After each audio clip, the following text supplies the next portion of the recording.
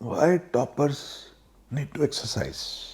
Hello दोस्तों, आज का टॉपिक है कि अच्छी पढ़ाई के लिए, अच्छी मेहनत के लिए या आपके काम में अच्छी एनर्जी के लिए एक्सरसाइज बहुत ज़रूरी क्यों है। हम लोग सुनते रहते हैं ये चीज़ कि एक्सरसाइज इम्पोर्टेंट है, आजकल सब लोग बता रहे हैं, लेकिन खास करके अगर आप एक टॉपर होना चाहते हैं या कि बहुत कॉम्पिटिटिव फील्ड में जा रहे हैं, आप सिविल सर्विसेज का एग्ज़ाम दे रहे हैं, आईआईटी एंट्रेंस दे रहे हैं, मेडिकल एंट्रेंस दे रहे हैं, नीट दे रहे हैं, या आप एक यंग एंटरप्रेन्योर हैं, तो क्यों ज़रूरी है आपके लिए कसरत करना रेगुलरली।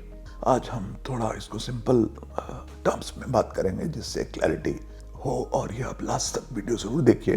अगर आप स्टूडेंट हैं, अगर आप यंगस्टर हैं, इवन अगर आप मिडिल एज्ड हैं या बड़ी उम्र के भी हैं और आपको बहुत काम करना है किसी भी फील्ड में, तो ये वीडियो आपको बहुत मदद करेगा। या आपके बच्चों को बहुत काम करना है तो भी ये वीडियो एज पेरेंट्स आपको बहुत हेल्प करेगा। मैंने 37 साल आईएएस की नौकरी की है, 37 ईयर्स। और जब मैं रिटायर हुआ तो मुझे लोग बोलते थे बहुत सारे कि ऐसा लगता नहीं कि आप रिटायर हो गए, क्योंकि शायद ही जिंदगी का कोई एक दिन ऐसा होगा जब मैंने कसरत नहीं की होगी, अपनी बॉडी को कुछ ना कुछ किसी भी फॉर्म में एक्सरसाइज नहीं दी होगी। बहुत ही कम ऐसा समय होगा। इवन एज ए स्टूडेंट, जब मैं सिविल सर्विसेज का आईएएस का एग्जाम दे रहा था, तब भी मैं एक्सरसाइज करता था, जॉगिंग करता था, 5 किलोमीटर दौड़ता था चंडीगढ़ में। और वो मेरे लिए बहुत, उस समय मुझे मालूम नहीं था कि क्या कारण है, लेकिन मैं दौड़ता था क्योंकि मैंने सुना था कि आपको दौड़ना चाहिए। अगर आपके पास टाइम कम है तो भी 40 मिनट जाके दौड़ करके आ जाओ वापस। अगर टाइम ज़्यादा है तो आप कोई गेम खेलिए या जिम जाइए या कुछ भी ऐसी एक्टिविटी करिए, लेकिन आप अपने शरीर को आधा पौना घंटा 1 घंटा कसरत देना बहुत ही ज़रूरी है। हम बचपन में हम सुनते थे ये बात, हमारे पेरेंट्स ने हमको बताई थी, एक्सप्लेन नहीं किया था कि क्या कारण है इसका, लेकिन ऐसा कोई भी दिन नहीं होता था। जब मेरा जो आईएएस का मेन एग्जाम था, प्रीलिम्स थे, जिस दिन इंटरव्यू थी उस दिन भी सुबह में दौड़ के आया था। तो शायद ही कोई दिन रहा होगा जब मैंने कसरत नहीं की होगी। और बाद में एज के साथ अलग अलग प्रकार की कसरत, अलग अलग प्रकार की गेम, स्पोर्ट्स हमेशा करी है। तो आज मैं आपको बताना चाहता हूँ कि अपने एक्सपीरियंस से और जो मैंने जाना है, समझा है इस फील्ड के बारे में। आज भी मैं रिटायरमेंट के बाद भी कसरत करता हूँ और मैं अगले 20, 25, 30 साल कसरत करता रहूँ, ये मेरी इच्छा है। तो सभी उम्र वालों के लिए, सभी एज वालों के लिए ये बहुत इंपॉर्टेंट एस्पेक्ट है जो आपको समझें, आप इसको समझें, आपको क्लैरिटी मिलेगी। तो कसरत करने से क्या होता है, एक्सरसाइज करने से क्या होता है, तो मैं आज आपको 10 पॉइंट क्विकली बताऊंगा। ये थोड़े साइंटिफिक हैं, लेकिन मैं सरल भाषा में उसको बताने की कोशिश करूंगा। पॉइंट नंबर 1 ये है कि जब आप कसरत करते हैं तो आपके शरीर में ब्लड का फ्लो बढ़ता है और ऑक्सीजन की अब्जॉर्प्शन बढ़ती है और ब्रेन को ज़्यादा ऑक्सीजन मिलती है। अगर आप स्टूडेंट हैं तो उससे आपके ब्रेन में ज़्यादा ऑक्सीजन, ज़्यादा ब्लड फ्लो आएगा। नंबर 2, उससे क्या होता है कि एक प्रोसेस होता है, उसको बोलते हैं न्यूरोजेनेसिस। न्यूरोजेनेसिस का मतलब है कि दिमाग में न्यूरॉन्स जो हैं वो हाइपोकैम्पस एरिया है आपका दिमाग में। हाइपोकैम्पस में लर्निंग का जो एक फंक्शन है, एक जो प्रोसेस है, वो दिमाग के उस भाग में होता है। तो हाइपोकैम्पस में जो न्यूरॉन्स है, वो न्यूरॉन्स की रीजनरेशन यानी कि न्यूरॉन्स की संख्या और क्वालिटी बढ़ती है जब दिमाग को ब्लड फ्लो ज़्यादा मिलता है और जब ऑक्सीजन ज़्यादा प्राप्त होती है। इसीलिए हमारे योगी शास्त्रों में सब जगह लिखा है कि प्राणायाम का एक बहुत इंपॉर्टेंट भाग है। और अगर आपको समय बिल्कुल नहीं है तो कम से कम आप प्राणायाम करेंगे तो दिमाग को ऑक्सीजन का फ्लो डेली बेसिस पे, और दिन में 2-3 बार करेंगे तो भी, चाहे 15 मिनट के लिए, 10 मिनट के लिए आप ब्रीदिंग एक्सरसाइज करें, जॉगिंग करें, कोई भी कार्डियोवैस्कुलर एक्सरसाइज करें, तो आपको उससे दिमाग को जो ऑक्सीजन है और ब्लड फ्लो बढ़ेगा और उससे जो ये प्रोसेस है न्यूरोजेनेसिस का, वो तेज होगा। तीसरा पॉइंट है कि हमारे दिमाग में न्यूरोट्रांसमीटर्स होते हैं। न्यूरोट्रांसमीटर क्या है? बेसिकली एक केमिकल मैसेंजर है दिमाग में, जो दिमाग में जो सिग्नल्स हैं उसकी ट्रांसमिशन में ये काम आता है। तो बहुत सारे न्यूरॉन्स होते हैं, असंख्य न्यूरॉन्स दिमाग में होते हैं, और जो सिग्नल का काम करता है, उसका जो मैसेंजर है वो न्यूरोट्रांसमीटर ट्रांसमिट करता है मैसेजेस को। और न्यूरोट्रांसमीटर केमिकल जो होते हैं उसमें दिमाग में डोपामाइन और सेरोटोनिन और भी बहुत सारे केमिकल जो हैं वो दिमाग में जनरेट होते हैं और प्रोड्यूस होते हैं। तो अगर उसमें इम्बैलेंस हो जाता है केमिकल्स में, तो उससे अलग अलग प्रकार की मानसिक जो कुछ भी प्रॉब्लम्स हैं, तनाव है, गुस्सा है, एंग्जाइटी है या और भी सीरियस चीज़ें हैं, वो हो सकती हैं। तो जब हम कसरत करते हैं, एक्सरसाइज करते हैं, तो दिमाग में न्यूरोट्रांसमीटर्स का एक बैलेंस, एक समन्वय बन जाता है और वो मेंटेन रहता है, जिससे दिमाग में जो सिग्नल्स का जो फ्लो है वो बहुत स्मूथली चलता है। और उसका जो इफेक्ट है वो ये है कि आप बहुत कम समय में बेटर लर्निंग कर पाते हैं, आप ज़्यादा जल्दी सीख सकते हैं चीज़ों को। एक कोई आदमी, कोई यंगस्टर 10 घंटे पढ़ रहा है, वही चीज़ आप शायद 4 घंटे में ग्रैस्प कर सकेंगे। आपका फोकस उससे इम्प्रूव होगा, क्योंकि क्वालिटी जो आपके जो न्यूरोट्रांसमीटर्स की जो बैलेंस है उसकी वजह से आपकी जो लर्निंग क्वालिटी है वो इम्प्रूव हो जाएगी, आपका फोकस इम्प्रूव होगा और आप जो चीज़ें सीख रहे हैं, एक तो आप जल्दी सीखेंगे और ज़्यादा समय के लिए आप उसको रिटेन कर पाएंगे। तो आपकी रिटेंशन भी इम्प्रूव होगी, आपकी ग्रास्पिंग इम्प्रूव होगी, आपका फोकस इम्प्रूव होगा और कम समय में आप ज़्यादा लर्निंग और ज़्यादा क्वालिटेटिव पढ़ाई कर पाएंगे।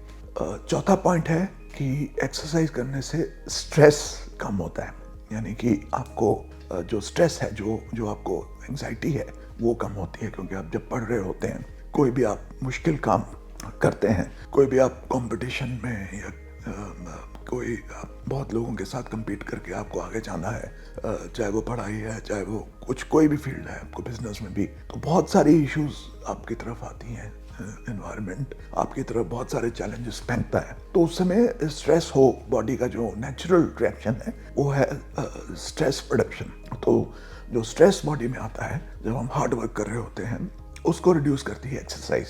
कैसे करती है? तो एक्सरसाइज एक एंडोर्फिन करके मूड एलिवेटर होता है, उसको रिलीज करती है एंडोर्फिन। तो उससे आपका मूड इम्प्रूव हो जाएगा, आपका जो ओवरऑल जो आपका जो मूड है, आपका ओवरऑल पर्सपेक्टिव है वो पॉजिटिव हो जाएगा, मूड एलिवेट हो जाएगा। तो एंडोर्फिन रिलीज होगा रेगुलरली जब आप एक्सरसाइज करेंगे। और एक दूसरा हार्मोन होता है जिसको बोलते हैं कॉर्टिसोल। तो कॉर्टिसोल जो है वो स्ट्रेस क्रिएटिंग हार्मोन है। कॉर्टिसोल जितना बढ़ेगा उससे स्ट्रेस बढ़ती है। जब आप स्ट्रेस्ड होते हैं, जब आप बहुत मानसिक तनाव में होते हैं, मानसिक काम करते हैं, घंटों तक बैठ करके मीटिंग्स कर रहे हैं, पढ़ाई कर रहे हैं, कंप्यूटर पे बैठे हैं या कुछ भी ऐसा कर रहे हैं कॉम्पिटिटिव, तो उसकी वजह से आपके दिमाग में कॉर्टिसोल करके जो हार्मोन है वो प्रोड्यूस होता है। तो जब आप एक्सरसाइज करते हैं तो रिवर्स होता है उसका प्रोसेस, यानी कॉर्टिसोल कम होता है और एंडोर्फिन बढ़ता है। तो जब कॉर्टिसोल कम होगा और एंडोर्फिन बढ़ेगा तो आपके दिमाग में ओवरऑल स्ट्रेस कम हो जाएगा। और जब स्ट्रेस कम होगा तो आपकी लर्निंग की, आपकी सीखने की, आपकी फोकस की क्वालिटी है वो इम्प्रूव हो जाएगी। ये एक बहुत बड़ा बेनिफिट है जो एक्सरसाइज का है। पांचवा पॉइंट, एक्सरसाइज से आपको आपकी स्लीप की क्वालिटी और रेगुलरिटी दोनों चीज़ें इम्प्रूव होती हैं। अगर आप ठीक से सो नहीं पाते, अगर आपको इंसोम्निया है, आपको स्ट्रेस है, रात को सोते सोते भी आपको पढ़ाई का फिक्र है या आपको मेहनत करने का फिक्र है या आपको अगले दिन क्या होने वाला है, एग्जाम में कैसे होंगे आप पास, या आप अगर बिजनेस कर रहे हैं तो आपकी बिजनेस की जो प्रॉब्लम्स है, वो सब चीज़ें जो हैं वो आपको रात को तंग करेंगी और आपकी स्लीप की क्वालिटी नहीं हो पाएगी। कई लोग हैं वो 8 घंटे सोते हैं तो भी फ्रेश नहीं उठते, क्योंकि उनकी स्लीप डीप नहीं होती, उसकी स्लीप की जो उसकी नींद की क्वालिटी है वो अच्छी नहीं होती।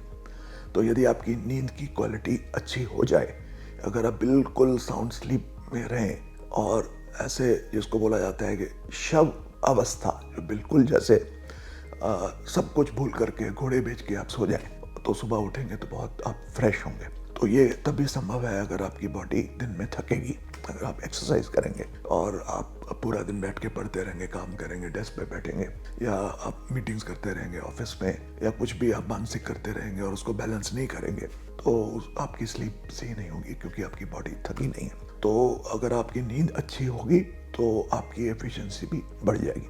तो ये एक बहुत इंपॉर्टेंट पॉइंट है कि आपकी स्लीप इंप्रूव हो जाती है एक्सरसाइज करने से। जो 6th पॉइंट है वो है कि आपकी एनर्जी लेवल बहुत बढ़ जाते हैं। वो इसलिए बढ़ते हैं क्योंकि हमारे एक जो सेल है उसके अंदर माइटोकॉन्ड्रिया करके एक स्ट्रक्चर का पार्ट होता है। जो माइटोकॉन्ड्रिया है वो एनर्जी प्रोड्यूसिंग स्ट्रक्चर है सेल के अंदर। तो आप जानते हैं हमारी शरीर जो है वो सेल से बना है और हर एक सेल के अंदर ये जो स्ट्रक्चर का एक भाग है माइटोकॉन्ड्रिया।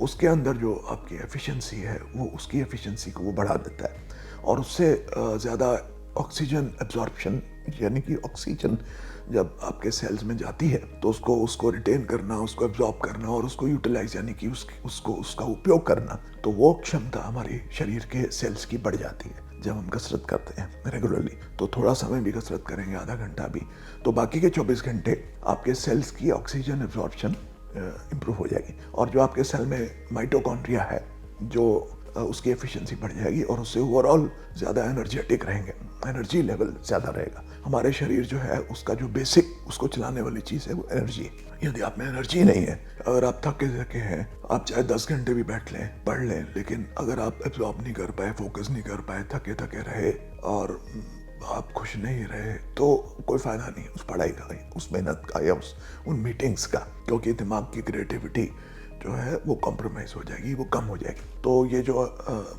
एनर्जी है इसका लेवल बढ़ जाता है। नंबर 7 जो पॉइंट है वो है बेटर इम्यूनिटी।